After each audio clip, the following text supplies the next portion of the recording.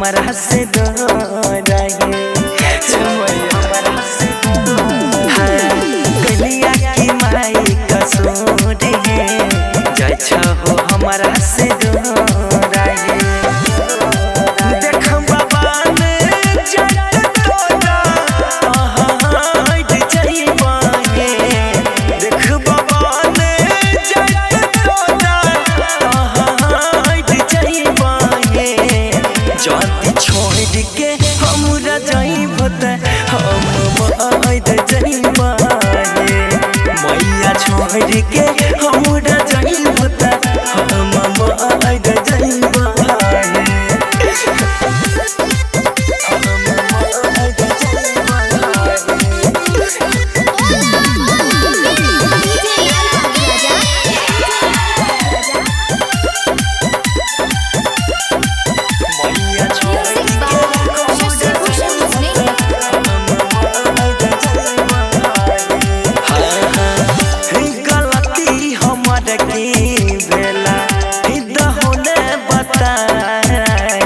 अपना बेटा से किया मांगे छो विदाई हे मैया छो गलती हमर की भेल दहुने बताई या अपना बेटा से किया मांगे छो विदाई हे मैया होई के दूध रही न पैबा हम बिखार जाइबा होई के दूध रही न पैबा हम बिखार जाइबा जाति छोड़ के हमरा जाइब त हम मायद जाइबा मैया छोड़ के हमरा जाइब त हम मायद जाइबा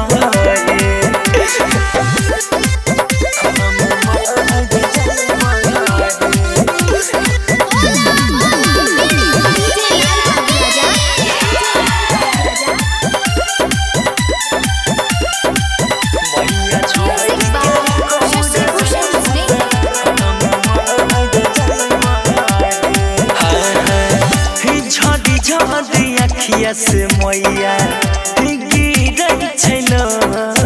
रहे राइटर मिथलेश लेकिया बनल हो कठोरे बनल हो कठोरे झड़ी अखिया से मैया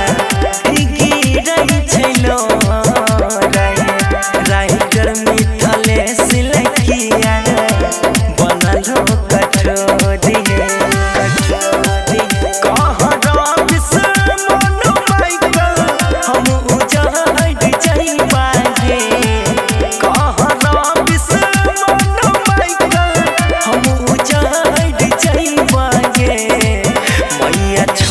के हमरा जाइब त हम मायद जाइब मैया छोड़ के हमरा जाइब त हम मायद जाइब Aishwarya digital recording studio Samastipur.